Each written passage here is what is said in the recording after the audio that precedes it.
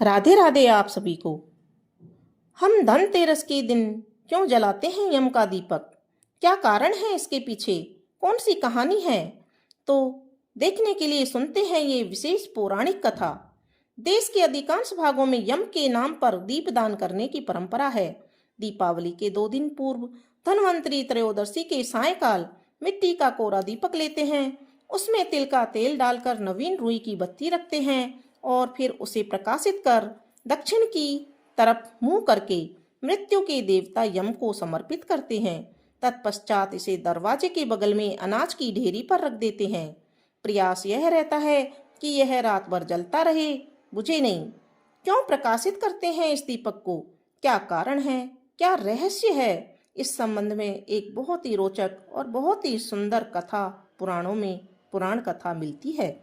कहते हैं कि बहुत समय पहले हंसराज नाम का एक प्रतापी राजा था। एक बार वह अपने मित्रों, सैनिकों और अंगरक्षकों के साथ जंगल में शिकार खेलने गया। संयोग से राजा सबसे बिछुड़कर अकेला रह गया और भटकते हुए एक अन्य राजा हेमराज के राज्य में पहुंच गया। हेमराज ने थके हारे हंसराज का भव्य स्वागत किया। उसी रात हेमराज के यहाँ पुत्र का जन्म हुआ। इसी खुशी के अवसर पर हेमराज ने राजकीय उत्सव में सम्मिलित होने के लिए आग्रह के साथ हंसराज को कुछ दिनों के लिए अपने यहाँ रोक लिया। बच्चे की छठवीं के दिन एक विचित्र घटना घटी। पूजा के समय एक देवी प्रकट हुई और बोली, आज इस शिशु की जो इतनी खुशियां मनाई जा रही हैं, यह अपने विवाह के चौथे दिन मृत्यु को प्राप्त हो जाएगा। इस भविष्यवाणी से सारे राज्य में शोक छा गया। हेमराज उसके और उसके परिजनों पर तो वज्रपात ही हो गया। सबके सब स्तब्ध रह गए। इस शोक के समय हंसराज ने राजा हेमराज और उसके परिवार को ढांढस बंधाया और कहा, मित्र, आप तनिक भी विचलित ना हो। इस बालक की रक्षा मैं स्वयं करूंगा। संसार की कोई भी शक्ति इसका बाल बांका नहीं कर सकेगी। हंसराज ने यमुना के किनारे एक भूमिगत किला बनवाया। उसी के अंदर राजकुमार की पालन पोषण की व्यवस्था करवाई। इसके अतिरिक्त राजकुमार की प्राण रक्षा के लिए हंसराज ने सुयोग्य ब्राह्मणों से अनेक तांत्रिक अनुष्ठान, यज्ञ, मंत्र जाप आदि की भी व्यवस्था करवा रखी थी।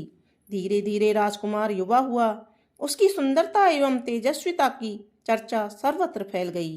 राजा हंसराज के कहने से हेमराज ने राजकुमार का विवाह भी कर दिया। जिस राजकुमारी से युवराज का विवाह हुआ था, वह साक्षात लक्ष्मी लगती थी। ऐसी सुंदर वर वधू की जोड़ी जीवन में किसी ने नहीं देखी थी। लेकिन विधि का विधान। विवाह के ठीक चौथे दिन यम के दूत आकर राजकुमार के प्राण हरण करने आ पहुंचे। अभी राज्य में मांगलिक कार्य समारोह चल ही रहा था कि राज परिवार और प्रजाजन में खुशियां मनाने में मग्न थे। राजकुमार और राजकुमार की छवि देखकर यमदूत भी विचलित हो गए, किंतु राजकुमार के प्राण हरण का अप्रिय कार्य करना ही उनको करना ही पड़ा। यमदूत जिस समय राजकुमार के प्राण लेकर चले, उस समय ऐसा हाहाकार मचा और दारुण दृश्य उपस्थित हुआ जिससे द्रवित होकर स्वयं दूत भी रोने लगे। इस घटना के कुछ समय पश्चात एक दिन यमराज ने प्रसन्न मुद्रा में अपने दूतों से पूछा, हे दूतों, तुम सब अनंत काल से पृथ्वी के जीवों का प्राण हरण करते आ रहे हो। क्या तुम्हें कभी किसी जीव पर दया आई है और मन में यह विचार उठा है कि इसे छोड़ देना चाहिए? तो यमदूत के दूत एक दूसरे का मुंह देखने लगे। यमराज ने उनके संकोच को भांपकर उन्हें उत्साहित किया, झिझको मत। अगर ऐसा प्रसंग आया हो तो निर्भय होकर बताओ। इस पर एक दूत ने सिर झुकाकर निवेदन किया, हे मृत्युदेव, ऐसे प्रसंग तो कम आए हैं, किंतु एक घटना अवश्य हुई है जिसकी स्मृति मुझे आज भी विहल कर देती है। यह कहते हुए दूत ने हेमराज के पुत्र के प्राण हरण की घटना सुना दी। इस दुखद प्रसंग से यमराज भी विचलित होते। इसे लक्ष्य करके दूत बोला, नाथ, क्या कोई ऐसा उपाय नहीं है जिससे इस प्रकार की अकाल मृत्यु से प्राणियों को छुटकारा मिल जाए?